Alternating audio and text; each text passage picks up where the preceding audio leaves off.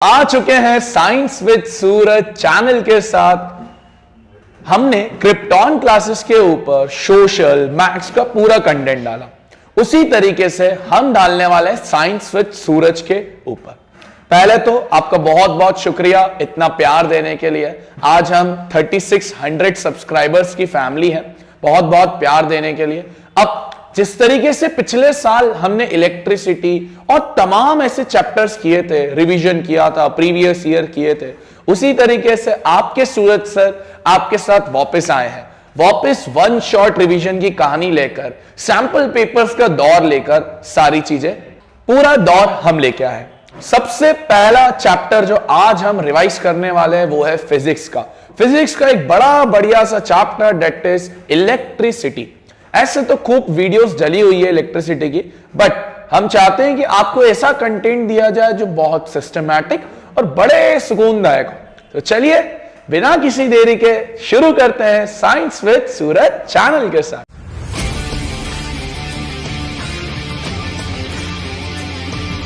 देखिए,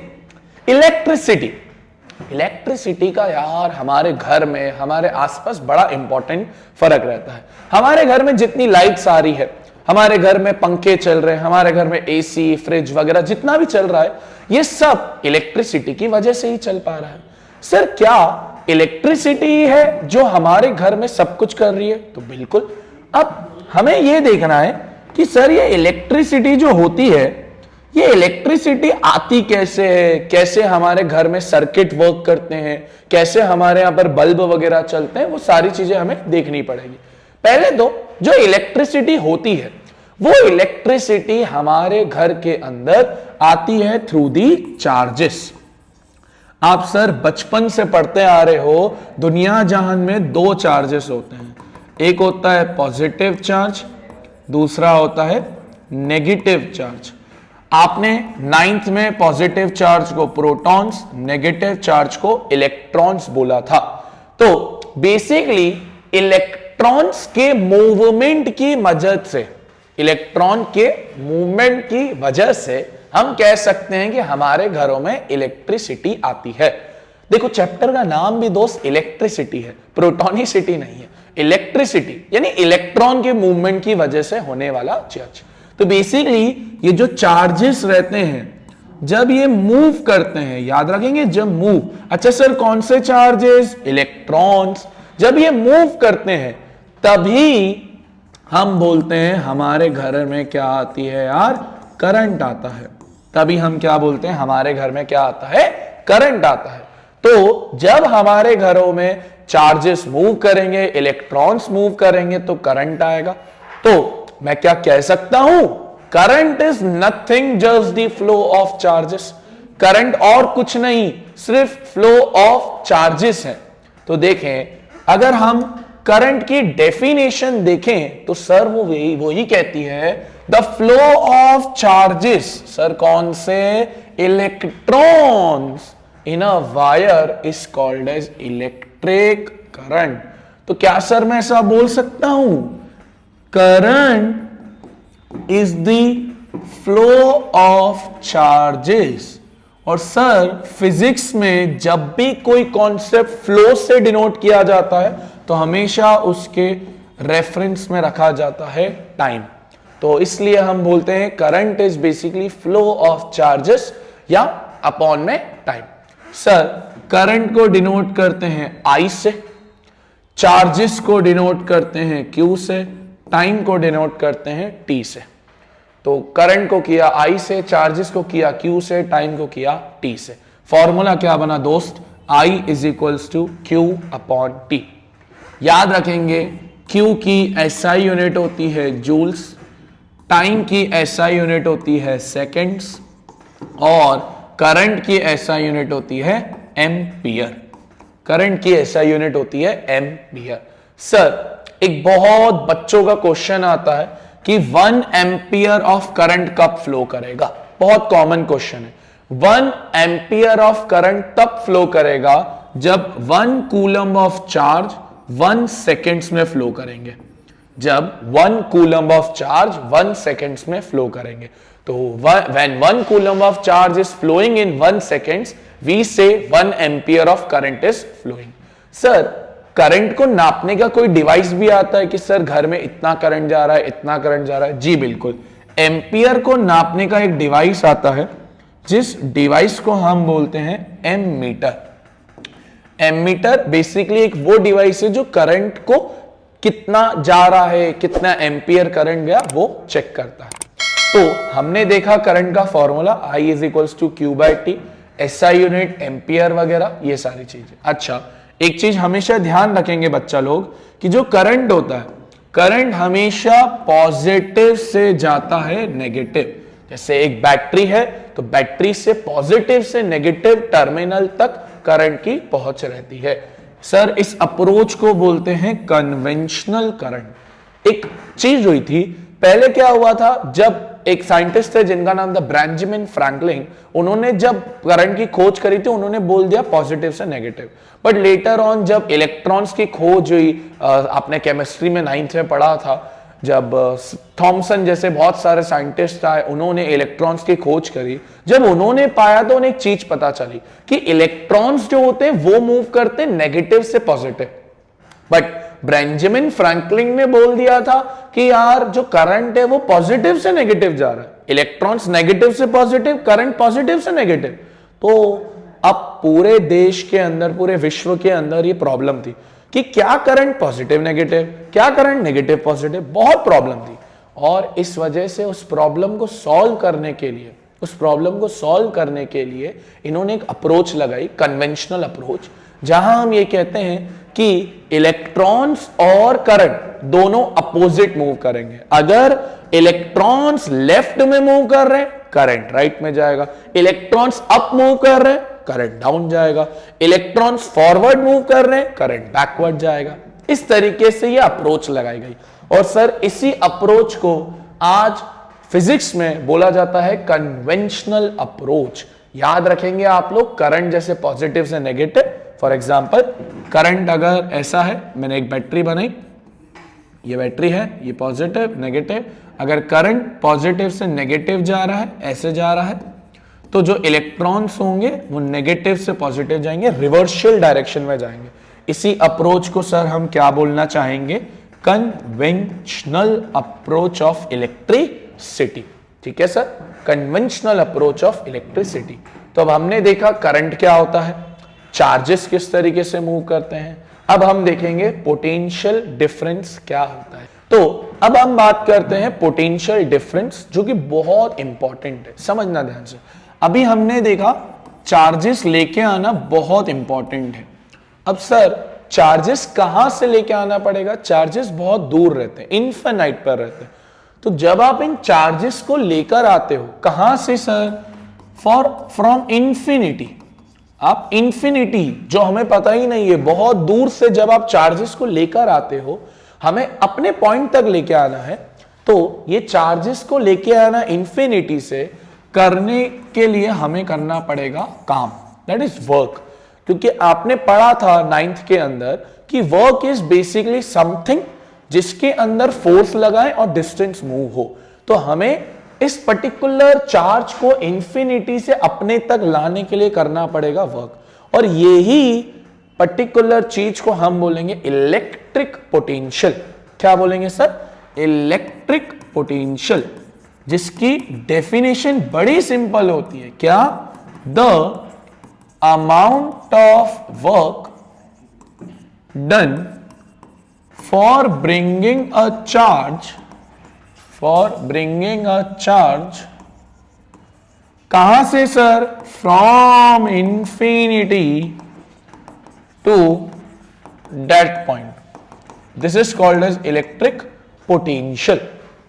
तो हम बोल सकता हूं क्या इलेक्ट्रिक पोटेंशियल और कुछ नहीं, the amount of work done for bringing a charge. तो electric potential for bringing a charge we have done a work. तो फॉर्मूला क्या बन गया सर? इलेक्ट्रिक पोटेंशियल को V से डिनोट करेंगे, वर्क को W से, चार्ज को हम देख के हैं Q से। तो फॉर्मूला बन गया V is equals to W upon Q। Check करें तो यही चीज यहां पर भी लिखी गई है। देखो, it is a point is defined as the work done in moving a charge from infinity to that point, infinity to that point. Sir आपने इलेक्ट्रिक पोटेंशियल तो बता दिया, इसका फॉर्मूला भी बता दिया, V is equals to W upon Q. Sir work की ऐसा यूनिट होती है जूल्स, चार्ज की ऐसा यूनिट होती है कूलम, और V की ऐसा यूनिट होती है वोल्ट्स, V की ऐसा यूनिट होती है वोल्ट्स। अब सर आपने इलेक्ट्रिक पोटेंशियल तो बता दिया, बट पोटेंशियल डिफरेंस क्या होता है? देखो डिफरेंस का मतलब होता है किन्हीं दो चीजों के बीच का अंतर। तो पोटेंशियल डिफरेंस और कुछ नहीं, पोटेंशियल डिफरेंस बेसिकली दो इलेक्ट्रिक पोटेंशियल्स के बीच का डिफरेंस है। मतलब electric potential 1 minus electric potential 2 will give you a potential difference. The difference between two electric potentials, दो इलेक्ट्रिक पोटेंशियल्स के डिफरेंस को हम पोटेंशियल डिफरेंस कहते हैं। देखिए यही लिखा हुआ है कि the difference between two points, इसको ही हम पोटेंशियल डिफरेंस बोलते हैं। तो सर अब आपने ये जो वोल्ट्स रखा है, क्या वोल्ट्स को भी नापने का एक डिवाइस है? जी बिल्कुल, वोल्ट मीटर। जैसे करंट को नापने का एमीटर, वोल्ट्स को नापने का वोल्ट मीटर। सर अगेन इसके अंदर भी एक क्वेश्चन आता है, what is 1 volt of potential difference? Again simple सा, यहां लिखेंगे कि जब 1 जूल ऑफ वर्क किया जाए, when 1 joule of work is being done, कितना चार्ज? 1 coulomb of charge. कैसे डेफिनेशन बनेगी sir? When 1 joule of work is done for bringing a 1 coulomb of charge, this is called as 1 volt of potential difference। तो sir अभी हमने current देखा जिसमें हमने बताया I equals to Q by T, फिर हमने वोल्टेज देखा। अब अगर आगे बढ़े, चैप्टर की सबसे सबसे सबसे इंपॉर्टेंट चीज जो अब आ रही है वो आ रही है ओम्स लॉ, वो आ रही है ओम्स लॉ। सर ये बहुत इंपॉर्टेंट है ओम्स लॉ। ओम्स लॉ एक ऐसा लॉ है जिस पे इस पूरे चैप्टर की नींव बनाई है। बट सर हम ओम्स लॉ को डायरेक्ट नहीं पढ़ा सकते थे, इसलिए हमने पहले करंट और पोटेंशियल डिफरेंस को अच्छे से समझा। अब जब हमने ये समझ लिया है, अब हम ओम्स लॉ को अच्छे से देख पाएंगे। आप मुझे एक चीज बताएं, आपके घरों में कभी कभार वोल्टेज जब कम आता है, जब वोल्टेज कम आता है तो आपने एक चीज देखी होगी, घर की लाइट थोड़ी सी डिम हो जाती है, लाइट हो जाती है। तो हमारी यूजुअल सेंटेंस में बात होती है कि यार सर घर में वोल्टेज कम आ रहा है। तो इसी को ओम नामक एक साइंटिस्ट और ओम नामक एक बाबा ने बड़े सिंपल अक्षरों में कह दिया कि यार the current flowing in the circuit, that is I, जिसको हम डिनोट करते हैं आई से, the current flowing in the circuit is directly proportional to the voltage supplied at a given constant temperature. क्या बोला सर ओम बाबा ने? The current supplied या the current flowing in the circuit is directly proportional to the voltage supplied. जितना ज्यादा current बढ़ेगा उतना ज्यादा वोल्टेज रहेगा। आप ज्यादा वोल्टेज बढ़ाओ, ज्यादा करंट जाएगा। कम कम वोल्टेज करो, कम कम करंट जाएगा। ठीक है सर, कोई दिक्कत नहीं है, बढ़िया लग रहा है। बट एक प्रॉब्लम पता है क्या है? जो सबसे बड़ी प्रॉब्लम है वो ये है, आप मुझे एक बात बताओ, आपके घर में एसी भी होगा, आपके घर में बल्ब भी होगा, आपके घर में फैन, कूलर, ये सारी चीजें होगी। मुझे एक बात बताओ, हमारे घरों के अंदर जितने भी अप्लायंसेस रहते हैं, क्या उन्हें सबको सेम करंट चाहिए या डिफरेंट करंट चाहिए? तो आंसर है डिफरेंट करंट चाहिए। को ज्यादा करंट चाहिए होगा, बल्ब को कम करंट चाहिए होगा। अब सर एसी को आप बोल रहे हो ज्यादा करंट चाहिए, मोर आई, बल्ब को लेस आई। तो सर आप ही ने बताया अगर इसको ज्यादा करंट चाहिए तो इसको ज्यादा वोल्टेज दे दो, मोर वोल्टेज दे दो, और इसको लेस वोल्टेज दे दो। बट एक बात बताओ, ये तो समझ में आता है ओम बाबा कह रहे हैं ऐसा, बट दिक्कत पता है क्या है? हमारे घरों में सारा वोल्टेज फिक्स है, दैट इज 220। हमारे घरों में 220 ही पोटेंशियल डिफरेंस आता है, 220 ही वोल्टेज आता है। अब सर 220 तो फिक्स हो गया, यानी एसी को भी 220 वोल्टेज देना है, बल्ब को भी, फैन को भी, सबको। बट करंट तो अलग अलग चाहिए ना, तो इसलिए करंट अलग होने के लिए हम एक नई चीज लेके आएंगे। हम ये हटाकर लाएंगे आर, फॉर्मूला बनेगा R equals to V by I. Sir ये आर क्या होता है? R is nothing just the resistance समझना ध्यान से, बड़ा इंपॉर्टेंट है। रेजिस्टेंस, इसके नाम में इसका मीनिंग है रेजिस्ट। रेजिस्ट यानी एनीथिंग विच स्टॉप्स, ऐसी कोई चीज जो स्टॉप करती है, रोकती है, रेजिस्ट करती है, अपोज करती है। Resistance is basically a thing which stops slash resist the क्या, flow of current, the flow of current. Resistance एक ऐसी चीज है जो फ्लो ऑफ करंट को रोकती है। अब मुझे आप बस इतना बता दो यार बच्चा पार्टी, एसी में हमें ज्यादा करंट चाहिए, एसी में हमें ज्यादा करंट चाहिए, तो क्या मैं रेजिस्टेंस ज्यादा लगाऊं कम लगाऊं? क्योंकि मेरे को ऐसा रेजिस्टेंस ढूंढना पड़ेगा जो फ्लो ऑफ करंट को रोके या जाने दे। तो सर आंसर है जाने दे, क्योंकि एसी को ज्यादा करंट चाहिए। तो एसी में अब रेजिस्टेंस जो होगा वो क्या करोगे सर, बहुत कम लगाओगे, लेस लगाओगे।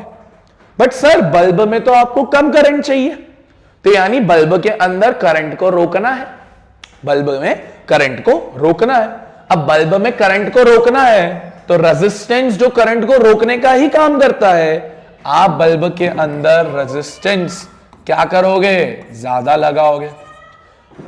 एसी में हमें करंट को जाने देना था तो रेजिस्टेंस कम लगाए, बट बल्ब के अंदर क्योंकि करंट को हमें जाने नहीं देना था तो हमने रेजिस्टेंस ज्यादा लगाया। तो सर क्या एक चीज देख पाए, ज्यादा करंट कम रेजिस्टेंस, कम करंट ज्यादा रेजिस्टेंस। इससे मुझे एक चीज समझ में आई sir, R is inversely proportional to I, R is inversely proportional to I. जितना ज्यादा करंट उतना कम रेजिस्टेंस एसी, जितना कम करंट उतना ज्यादा रेजिस्टेंस बल्ब। इसको बोलते हैं ओम्स लॉ। तो पहले तो रेजिस्टेंस का मतलब समझ में आया, ऐसी चीज जो करंट के फ्लो को रोकती है, जाने देती है, ऐसा करती है।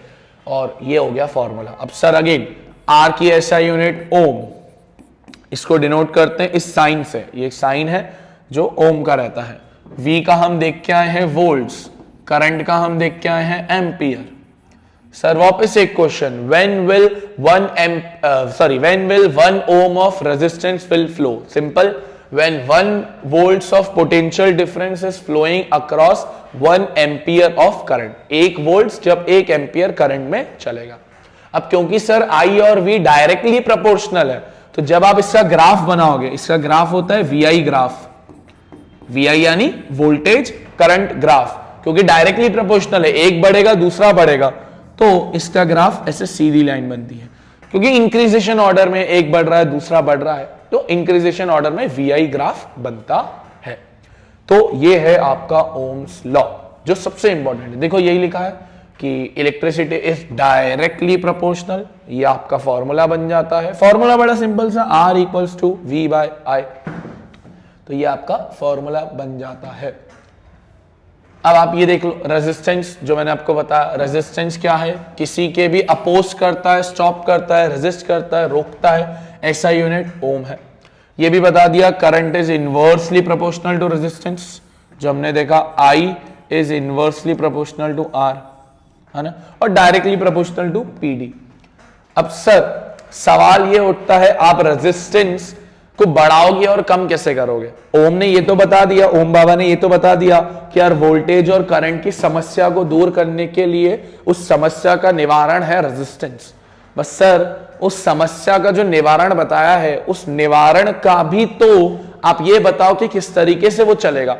तो सर रेजिस्टेंस को बढ़ाना या कम करना हमारी नीड है, उस कम या बढ़ाने वाले को करा जा सकता है 4 तरीके से। और मार्क करो सर, ये 5 नंबर का बोर्ड्स का फेवरेट क्वेश्चन है, फेवरेट क्वेश्चन डायरेक्टली आता है, what are the factors affecting resistance. ऐसे क्या क्या फैक्टर्स हैं, ऐसी क्या क्या चीजें हैं जिससे रेजिस्टेंस बढ़ सकता है या कम हो सकता है। पहला फैक्टर इज लेंथ, पहला फैक्टर इज लेंथ। बहुत सिंपल है, आपका फोटो देखो, मान लो 5 मीटर का एक रेजिस्टेंस है, मतलब उसकी लेंथ 5 मीटर है, लंबाई 5 मीटर है। मान लो मैं लंबाई बढ़ा दूं, मैं लंबाई बढ़ा दूं, तो मैंने जैसे ही लंबाई बढ़ा दी रेजिस्टेंस भी बढ़ जाएगा। यानी मैं कह सकता हूं R is directly proportional to L, मतलब लेंथ बढ़ेगा, रेजिस्टेंस बढ़ेगा, लेंथ कम होगा, रेजिस्टेंस कम होगा। सर याद एक और रहना ही रहना, R is inversely proportional to I वाली चीज तो आपको याद होनी ही चाहिए। देखो आपने अगर लेंथ बढ़ाई, सुनना ध्यान से, आपने अगर लेंथ बढ़ाई, रेजिस्टेंस बढ़ा, रेजिस्टेंस बढ़ा यानी सर करंट क्या हुआ, कम। आपने लेंथ के करंट को पूरा एक साथ समझ लिया। तो पहला factor length of the wire, जिसमें हमने बोला लेंथ और रेजिस्टेंस डायरेक्टली प्रोपोर्शनल है। दूसरा फैक्टर एरिया, एरिया का मतलब होता है जगह, कितना चौड़ा है वो, कितना मोटा है वो। एरिया पे बड़ा सिंपल है, जैसे ये छोटा तो बहुत एरिया बढ़ा दिया, पहले लंबाई बढ़ा रहे थे अब मोटाई बढ़ा रहे हो, थोड़ा सा एरिया बढ़ा रहे हो।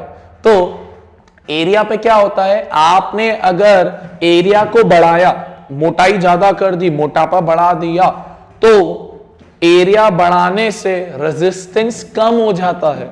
क्या हो जाता है, कम। तो क्या बोल सकते हैं, एरिया बढ़ाने से रेजिस्टेंस कम हो गया। इनवर्स रिलेशन उल्टा है सर, तो क्या बोल सकते हैं, R is inversely proportional to A। अब जितना ज्यादा एरिया बढ़ाओगे उतना कम रेजिस्टेंस, जितना कम एरिया करोगे उतना ज्यादा रेजिस्टेंस। सर अगेन क्या करंट से कंपेयर करें, हाँ जी करेंगे ना। एरिया बढ़ा, सुनना, एरिया बढ़ा, रेजिस्टेंस कम, रेजिस्टेंस कम, करंट ज्यादा, ऐसे हम बना सकते हैं। ठीक है, कुछ इस तरीके से। अब सर जो थर्ड है, थर्ड बड़ा सिंपल है, नेचर ऑफ मटेरियल, बट ये बड़ा इंपॉर्टेंट भी है। हमने पहले में क्या पढ़ा, R is directly proportional to L, equation 1, length से डायरेक्ट। दूसरे में क्या पढ़ा, R is inversely proportional to area, ये इक्वेशन 2 में पढ़ा। तीसरे में क्या देखा हमने, कुछ नहीं। अब हम इन दोनों को ही कंबाइन कर दें तो क्या लिख सकते हैं, ऐसा लिख सकते हैं सर, तीनों को ही अगर लिखना चाहते हो तो आप ऐसा लिख सकते हो, R is directly proportional to L, R is inversely proportional to area. तो मैंने दोनों को कंबाइन कर दिया। सर फिजिक्स में जब भी प्रोपोर्शनलिटी का साइन हटता है ऑलवेज कम्स अ कांस्टेंट, तो R is equals to constant में आया ये अपॉन A। सर ये क्या है, ये और कुछ नहीं, ये है RH रो, जिसको हम बोलते हैं रेजिस्टिविटी, जिसकी SI यूनिट रेजिस्टेंस की ओम थी, रेजिस्टिविटी की SI यूनिट होती है ओम मीटर। एक इंपॉर्टेंट क्वेश्चन, रेजिस्टिविटी की SI यूनिट होती है ओम मीटर। सर रेजिस्टेंस और रेजिस्टिविटी में फर्क क्या होता है, सर जो रेजिस्टिविटी होती है वो होती है स्पेशल प्रॉपर्टी, स्पेशल और slash unique property of a conductor, एक कंडक्टर की यूनिक प्रॉपर्टी। फॉर एग्जाम्पल आपने बचपन से पढ़ते आए हो कि जितने भी मेटल्स होते हैं कि आपने पढ़ा था all the metals are good conductor of electricity, बचपन से पढ़ते आ रहे हो ना, हर मेटल एक अच्छा कंडक्टर ऑफ इलेक्ट्रिसिटी है। तो क्यों है ऐसा, क्योंकि हर मेटल अपने आप से इलेक्ट्रॉन्स को रिलीज होने देता है। अभी सबसे पहली शुरू में यही बताया ना, electricity is nothing just the flowing of electrons. तो मेटल्स अपने आप से इलेक्ट्रॉन्स को फ्लो होने देते हैं, इसलिए हम कहते हैं सारे मेटल्स की जो रेजिस्टिविटी होती है वो बहुत कम होती है, यानी वो करंट को बहुत कम अपोज करते हैं, करंट को आराम से जाने देते हैं। कॉपर है, सिल्वर है, आयरन है, ये अच्छे कंडक्टर ऑफ इलेक्ट्रिसिटी है, ये इसकी यूनिक प्रॉपर्टी है। ये हर में तो नहीं होता ना, सिर्फ मेटल्स में होता है, तो लो रेजिस्टिविटी। वहीं जो नॉन मेटल्स होते हैं, अब नॉन मेटल्स आप बचपन से पढ़ते आ रहे हो, आर इंसुलेटर्स या are bad conductor of electricity, क्योंकि वो अपने आप से इलेक्ट्रॉन्स को फ्लो होने नहीं देते, तो इनकी जो रेजिस्टिविटी है वो बहुत हाई है, they have high resistivity. High resistivity मतलब करंट को बहुत ज्यादा रोक देते हैं, अच्छा खासा लेवल का रोक देते हैं। तो इसलिए ये एक इंपॉर्टेंट चीज है जो थर्ड फैक्टर है। पहला फैक्टर था लेंथ, दूसरा फैक्टर था एरिया, तीसरा फैक्टर था नेचर ऑफ मटेरियल। सर एक चौथा फैक्टर भी आप लिख लो, काम जो आ सकता है, चौथा फैक्टर है टेम्परेचर। एसएस तो बहुत कम काम आता है, बट पता होना चाहिए रेजिस्टेंस डायरेक्टली प्रोपोर्शनल है टेम्परेचर से। टेम्परेचर आप बढ़ाते हो रेजिस्टेंस बढ़ता है, टेम्परेचर कम करते हो रेजिस्टेंस कम होता है। अगली चीज जो बड़ी इंपॉर्टेंट आ गई सर, सीरीज और पैरेलल। सीरीज और पैरेलल, सीरीज कॉम्बिनेशन में क्या होता है, पैरेलल में क्या होता है sir? Again this is only based on the Ohm's law. आपको एग्जांपल याद होंगे तो सीरीज पैरेलल कभी जीवन में नहीं भूलोगे। सीरीज, सीरीज का मतलब होता है दिवाली में लगने वाली वो फुलझड़ी, वो जो आपके घरों में लाइट लगती है, वहां पर आपने देखा होगा कि लाइट कैसे रहती है, ऐसे एक सीधे डोरी के अंदर बंधी रहती है। अब मैं आपको बताऊं तो कैसे बंधी रहती है सर, ऐसे, ये 1, ये 2, ये 3, ऐसे। अच्छा, ये जो मैंने बनाया ये सारा रेजिस्टेंस बना है, रेजिस्टर्स बना है। मैं फिर इसको कनेक्ट करता हूं एक बैटरी से, मैं फिर इसको कनेक्ट करता हूं एक बैटरी से, ये सीरीज होता है। अच्छा बताओ, सीरीज के अंदर आपको एक चीज पता है कि हर जो लाइट रहती है, हर जो बत्ती रहती है वो इक्वली जलती है, और वो जो इक्वली जलती है, आपको एक चीज पता है, सीरीज में से अगर आप कट कर दो, एक कट कर दो तो पूरा बंद हो जाएगा, वायर एक भी कट हो गई तो पूरा खत्म हो जाएगा। ये खास बात होती है सीरीज की। मान लेते हैं ये रेजिस्टेंस R1, ये रेजिस्टेंस R2, ये resistance R3, 3 resistance R1, R2, R3। Sir ये वोल्टेज V, ये वोल्टेज V। अब क्या होगा, करंट जाएगा। अब सर सीरीज की एक खास बात है कि जो करंट रहता है वो सेम ही जाता है, इसलिए तो सारी बत्ती इक्वल तरीके से जल रही है। और जो वोल्टेज रहता है वो थोड़ा सा डिफर करता है, किसी को ज्यादा वोल्टेज, किसी को कम वोल्टेज। तो मान लेते हैं R1 वाले को V1, R2 वाले को V2, R3 वाले को V3। मैं अगर आपको बोलूं टोटल वोल्टेज लेट से 10 है, तो आप ये तो बोलोगे ना इन तीनों को मिला जुला कर जो टोटल वोल्टेज मिलेगा वो 10 ही मिलेगा। हो सकता है किसी को 6 मिले, किसी को 2 मिले, किसी दूसरे को 2 मिले, पर टोटल तो 10 ही होगा। तो मैं क्या ऐसा लिख सकता हूं, आप देखो, क्या मैं ऐसा लिख सकता हूं, total voltage is equals to V1 plus V2 plus V3। लिख सकते हैं ना यार सर। अब ओम्स लॉ क्या था, ओम्स लॉ था सर आपका R is equals to V upon I। मैं V की जगह सब्स्टिट्यूट करूंगा तो मैं ऐसा लिख सकता हूं V is equals to I into R, cross multiply कर दिया, V इंटू आई आर। अब सर देखो मैं सब जगह डालूंगा, V की जगह डालूंगा I R, V की जगह डालूंगा I R। अब एक चीज गौर करो, V1 किसका है सर, R1। करंट सबको सेम मिल रहा है, मैंने बताया सेम करंट मिलता है, तो V1 वाले के लिए क्या हो जाएगा यार, I R1, V2 वाले के लिए I R2, V3 वाले के लिए I R3। क्योंकि तीनों को ही करंट सेम मिल रहा है तो कोई दिक्कत परेशानी होगी नहीं। सर I कॉमन निकाल लो, अंदर बचेगा R1 plus R2 plus R3। I से I गया, R is equals to R1 plus R2 plus R3। Sir यही सीरीज के अंदर डेरिवेशन रहता है, फॉर्मूला रहता है कि हमने ये बना लिया। अच्छा यहां एक चीज लिखेंगे आप, यहां आप एक चीज लिखेंगे V is equals to I R by Ohm's law.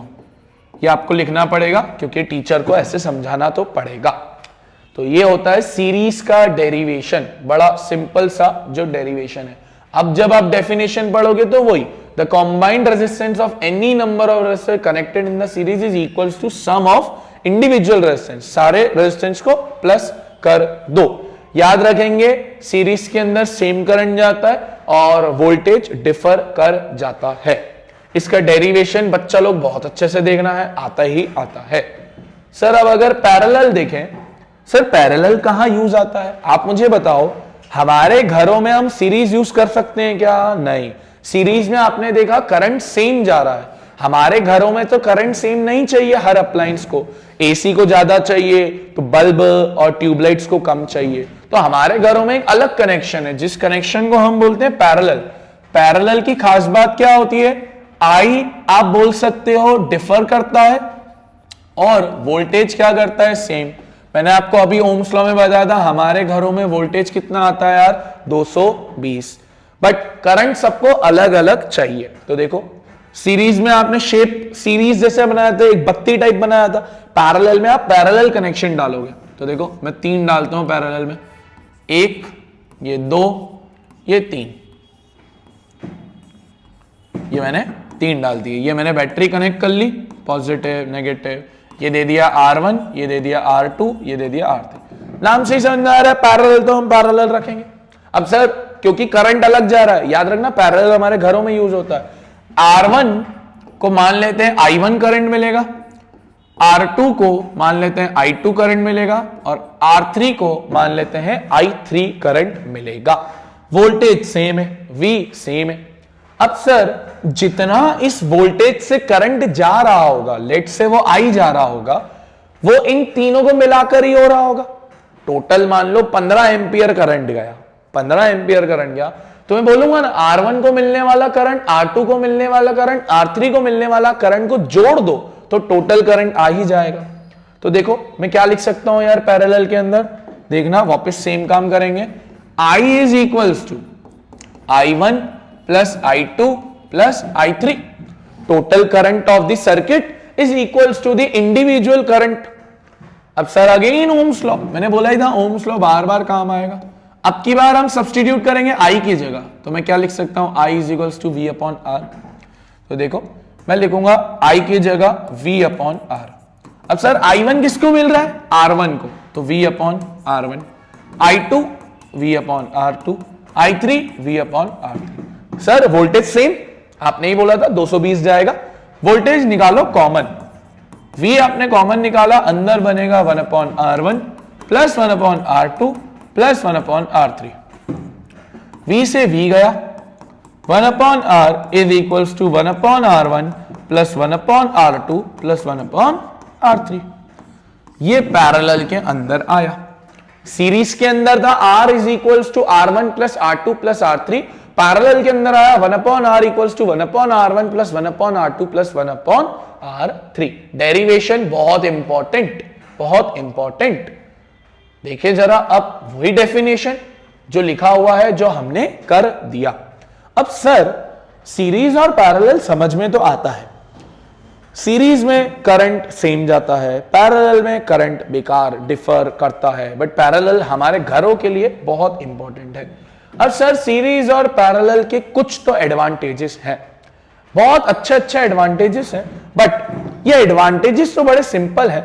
मैं चाहता हूं कि एक वीडियो जिसमें हमने इसका पूरा प्रैक्टिकल किया हुआ है कि सीरीज को जब कनेक्ट करते हैं तो कैसे बल्ब जलते हैं, और उन्हीं 3 बल्ब्स को जब पैरेलल में कनेक्ट करते हैं तो कैसे बल्ब जलते हैं, आप अगर उसको देख लेंगे तो आपको पूरा समझ में आ जाएगा कि हाँ यार ऐसा ही होता है। और मैं आपके लिए इसी वीडियो में उसकी क्लिप डाल रहा हूं। तो पहले देखते हैं सीरीज सर्किट। मैंने इन तीनों बल्ब्स को आपस में ज्वाइन कर लिया है और ये तीनों बल्ब्स के इंडिविजुअल वायर को ज्वाइन कर लिया है। अब हम देखते हैं कि मैं जब करंट पास करूंगा तो क्या रिजल्ट देखने को मिलता है। तो अब मैं इसमें से करंट पास करूंगा मेन सर्किट से, और आप ध्यान से देखिए कि तीनों बल्ब्स ग्लो तो हो रहे हैं, बट ये एक मैक्सिमम इफेक्टिव तरीके से नहीं ग्लो हो रहे हैं। ये वाला सही तरीके से हो रहा है, ये वाला तो ब्लिंक इन ब्लिंक आउट कर रहा है। सर ऐसा क्यों हो रहा है? ऐसा इसलिए हो रहा है क्योंकि सीरीज में तीनों में करंट सेम जा रहा है। भाई ये वाला मोटा वाला बल्ब हायर पावर का है, और हायर पावर के बल्ब को हायर करंट की जरूरत पड़ती है, और हम उसे नॉर्मल करंट देंगे तो वो कैसे ही चलेगा। इसलिए सीरीज में ब्लिंक इन ब्लिंक आउट आपको देखने को मिल रहा है। दैट्स व्हाई हम सीरीज को कभी भी घरों में यूज करते ही नहीं है, क्योंकि अगर सीरीज को घर में यूज किया तो आपके घर में टीवी, ट्यूबलाइट्स, बल्ब्स, इन सबको सेम करंट मिलेगा, बट उन्हें तो डिफरेंट करंट चाहिए, उन्हें तो अपनी कैपेसिटी के अकॉर्डिंग करंट चाहिए। इसलिए कभी भी हम घरों में सीरीज सर्किट यूज नहीं करते। ठीक है, समझ गया। और आपने एक चीज और देखी होगी कि अगर मैं सीरीज में से किसी एक बल्ब को हटा देता हूं, सर्किट ब्रेक कर देता हूं, तो सारे सर्किट बंद हो जाएंगे, सारे बल्ब ऑन होना बंद कर देंगे। लेट्स से ऐसा होता है या नहीं? अगर मैंने ये वायर को तोड़ दिया तो आप चेक करिए तीनों बल्ब बंद हो गए। इवन तो सर्किट अभी भी ऑन है, इवन तो करंट अभी भी जा रहा है, बट ये तीनों बल्ब बंद हो गए। अब हम चेक करेंगे पैरेलल में क्या अलग होता है या सेम रिजल्ट देखने को मिलता है। ओके। तो अब आते हैं पैरेलल सर्किट के ऊपर। मैंने ये तीनों बल्ब्स को ज्वाइन कर लिया है और तीनों की रेड वायर को आपस में कंबाइन किया है। आप कुछ इस तरीके से गुच्छा देख सकते हैं, और मैंने तीनों की ब्लू वायर्स को भी कंबाइन कर दिया है, और मैंने मेन सर्किट से इसको ज्वाइन कर दिया। अगर हम इसको ऑन करते हैं तो देखते क्या होता है। अब अगर मैंने इसको ऑन किया, आप ध्यान से एक चीज को नोटिस करिए, तीनों बल्ब अलग अलग रेजिस्टेंस के हैं। ये थोड़ा छोटा है, ये थोड़ा उससे ज्यादा पावर का है और ये सबसे ज्यादा पावर का है। बट आप एक चीज नोट करें, ये तीनों ही बल्ब अपने मैक्सिमम कैपेसिटी पे चल रहे हैं। सर ऐसा क्यों हो पा रहा है? मेन सर्किट से जो करंट आ रहा है वो तीनों में इक्वली डिस्ट्रीब्यूट हो रहा है, तीनों को अपनी कैपेसिटी के अकॉर्डिंग मिल रहा है। ऐसा नहीं कि भाई एक बल्ब को सारा करंट दे दिया गया है और दूसरों को कम मिल रहा है। अनलाइक सीरीज में आपने देखा था बल्ब अच्छे से नहीं जल रहे थे, कोई अच्छे से जल रहा था और बाकी तो फिर बल्ज आउट बल्जिंग कर रहे थे कि कुछ जल रहे हैं कुछ नहीं जल रहे हैं। इसलिए हम घरों में पैरेलल सर्किट लगाते हैं ताकि जितने ज्यादा पावर का वो बल्ब है उस पावर वाले बल्ब को ज्यादा करंट दिया जाए, वेदर छोटे बल्ब है तो उन्हें कम करंट दिया जाए, तो जाकर हमारे घर में सर्किट्स बहुत अच्छे हो जाते हैं। पैरेलल सर्किट में से हम किसी एक बल्ब को हटा दें, किसी एक बल्ब को अगर हटा दें तो बाकी अपनी कैपेसिटी से चलते रहेंगे, बाकी अपनी कैपेसिटी से चलते रहेंगे। अगर मैं इसमें से एक बल्ब को हटा देता हूं, अब देखिए मैंने दोनों बल्ब हट चुके हैं बट एक वाला बल्ब अभी भी चल रहा है। ऐसा नहीं कि भाई वो खत्म हुआ तो वो भी खत्म हो गया। सीरीज में आपने देखा था ना कि सीरीज में मैंने एक वायर को खत्म किया सब बंद हो गया। इसलिए हमारे घरों में पैरेलल सर्किट्स लगे। ऐसा नहीं कि भाई एक ट्यूबलाइट बंद हो सारी ट्यूबलाइट्स बंद हो जाएगी, एक पंखा बंद हो सारे पंखे बंद हो जाएंगे। बट सीरीज में वही चीज एक खराब हो तो सबके सब खराब हो जाएंगे। इसलिए हमारे घरों में हम पैरेलल सर्किट को यूज करते हैं। तो आई होप आपको सीरीज और पैरेलल समझ में आ गया होगा किस तरीके से। अब हम आगे बढ़े हैं तो आगे आ रहा है इलेक्ट्रिक पावर। बड़ा सिंपल से छोटा सा कॉन्सेप्ट इलेक्ट्रिक पावर, ये आपने क्लास 9th में भी पढ़ा था। बेसिकली पावर का मतलब कुछ नहीं होता, the rate of doing work, काम करने की क्षमता को आप पावर बोलते हो। इसलिए जो पावर का फॉर्मूला भी बनाते हैं कि power is basically rate of doing work, काम या एनर्जी भी बोल दो, काम या एनर्जी करने की क्षमता। अगेन इसको हमेशा टाइम के रेफरेंस में देखा जाएगा। तो फॉर्मूला बड़ा सिंपल सा बनता है, power is equals to work slash energy upon time. Sir power की एसआई यूनिट क्या होती है? वॉट, WATT वॉट, क्योंकि जेम्स वॉट नामक साइंटिस्ट ने इसकी डिस्कवरी करी थी। सर एक बड़ी यूनिट भी होती है जिसको बोलते हैं kilowatt. Simple, 1 kilowatt is equals to 1000 watt. 1 kilowatt is equals to 1000 watt. कभी कभार आपसे ये भी पूछता है 1 वॉट ऑफ पावर कब जनरेट होगा? जब 1 जूल ऑफ एनर्जी 1 सेकेंड में जनरेट हो। आपने अपने घर में बल्ब वगैरह देखे हैं, तो जैसे कोई बल्ब होता है 10 वॉट का, तो सर इसका मतलब क्या है 10 वॉट का बल्ब? 10 वॉट का मतलब यह है कि वो 10 जूल ऑफ एनर्जी 1 सेकेंड के अंदर कंज्यूम कर रहा है। This is the concept of power. बड़ा सिंपल सा कॉन्सेप्ट होता है। बट सर ये तो 9वीं में भी पढ़ा था, 9th में भी पढ़ा था। नहीं, हमारी 10th के अंदर एक और फॉर्मूला है। हम पावर का एक और फॉर्मूला जो बनाते हैं वो बनाते हैं V इंटू आई। सर हमारी क्लास में स्कूल के अंदर बहुत सारे फॉर्मूलाज है, 3-4 फॉर्मूलाज। मेरा मानना यह है कि आपको एक्सेसिव फॉर्मूलाज याद करने की नीड नहीं है। सर पावर का एक फॉर्मूला याद कर लिया, V इंटू आई। रेजिस्टेंस आपको याद होना चाहिए V अपॉन आई। जब आपको रेजिस्टेंस और ओम्स लॉ पे कमांड है, पावर का एक फॉर्मूला आपके लिए काफी है। क्यों आपको 3-4 फॉर्मूलाज अपने माइंड में याद कर कर फोकस टेंशन बढ़ाना? ऐसी कम फॉर्मूलाज तो है नहीं हमारे पूरे फिजिक्स के अंदर, तो इसलिए हम कहते हैं एक फॉर्मूला ये याद करें और ओम्स लॉ तो खैर आपको आता ही है। अच्छा, पावर में आप एक चीज हमेशा याद रखेंगे, that is commercial unit of power या कमर्शियल यूनिट ऑफ एनर्जी।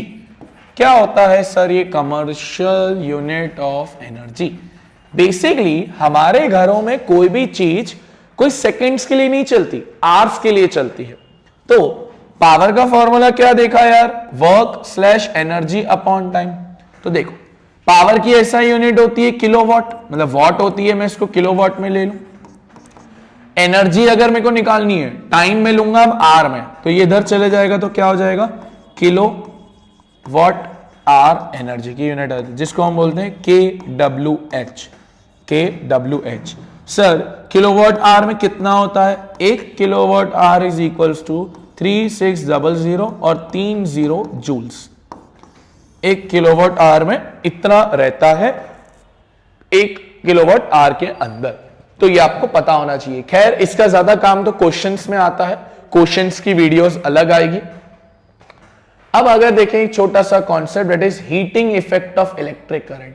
आपके ऊपर तो इसका पूरा चैप्टर भी है, magnetic effect of electric current. क्या मतलब होता है सर? जब भी हम सर्किट में से करंट को पास करते हैं तो सर्किट बहुत सारे इफेक्ट्स देता है। जैसे आप खुद गौर कर सकते हो, जब हमारे घर में बल्ब, ट्यूबलाइट्स बहुत ज्यादा देर तक चलते हैं तो पर्टिकुलर चीज बहुत हीटअप हो जाती है, गर्म हो जाती है, और उसी इफेक्ट को हीटिंग इफेक्ट ऑफ करंट बोला जाता है। कि when the current is excessively passed in a particular appliance, the appliance generates a lot of heat, बहुत सारी हीट जनरेट कर देता है सर। उसी को बोलते हैं heating effect of electric current. Simple. अच्छा सर, हीटिंग इफेक्ट का ही एक और नाम है जूल्स लॉ ऑफ हीटिंग। और क्योंकि heat is a type of energy, heat is a type of energy, तो इसकी एसआई यूनिट भी क्या ही होती है? जूल्स। हर एनर्जी की एसआई यूनिट जूल्स ही होती है। अब सर हीट का फॉर्मूला बना है, बहुत सिंपल होता है दोस्त। हीट का फॉर्मूला क्या लिखते हैं? हम एक चीज याद रखते हैं क्या? V is equals to W upon Q पढ़ा था, potential difference. V is equals to W upon Q. क्या मैं ऐसा लिख सकता हूं work is equals to V into Q? Q को इधर भेज दिया, इससे लिख दिया, ठीक है, क्योंकि हम अल्टीमेटली वर्क और एनर्जी को ही कंपेयर कर रहे हैं। अब मैं क्या करूंगा, V की जगह मैं I इंटू आर लिख सकता हूं क्या? कि सर कैसे कैसे कैसे कैसे? ओम्स लॉ से। ये ओम्स लॉ होता है सर। हाँ सर, आप ही ने सिखाया था। अच्छा याद करो Q किस में आता था यार? Q आता था सर करंट के फॉर्मूला में, I is equals to Q upon T. तो Q की जगह क्या लिख सकते हैं? I into T. तो मैंने क्या किया, V की जगह I R, Q की जगह I T। I into I square, और R into T R T. तो I स्क्वायर आर टी। यहां क्या लिखेंगे? All the work is been converted into heat. सारा का सारा वर्क किसके अंदर कंप्लीट हो गया? हीट। तो फॉर्मूला क्या बना? Heat is equals to I square R T. Heat is equals to I square R T, also known as Joule's law of heating.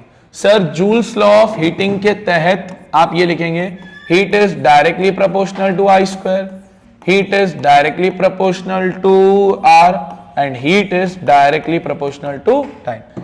आई बढ़ेगा हीट बढ़ेगा, आर बढ़ेगा हीट बढ़ेगा, टाइम बढ़ेगा हीट बढ़ेगा। याद रखेंगे, अगर आई डबल हो गया तो हीट 4 टाइम्स। सर स्क्वायर है, आई 3 टाइम्स हो गया, हीट 9 टाइम्स। तो आई होप आपको हीटिंग इफेक्ट भी समझ आ गया होगा। तो इस चैप्टर के अंदर current, potential difference, Ohm's law, resistance के factors, series parallel, and then power और हीट के कॉन्सेप्ट्स। एक तो हम पूरे की पूरे चैप्टर्स का रिवीजन डाल रहे हैं, बट जब हम क्वेश्चंस की बारी आएगी तो उनकी अलग वीडियोस डलेगी। चिंता मत करिए, आपके सूरज सर आपके साथ बोर्ड्स तक हैं। तो मिलते हैं नेक्स्ट चैप्टर के अंदर। Thank you for watching this video. Radhe Radhe.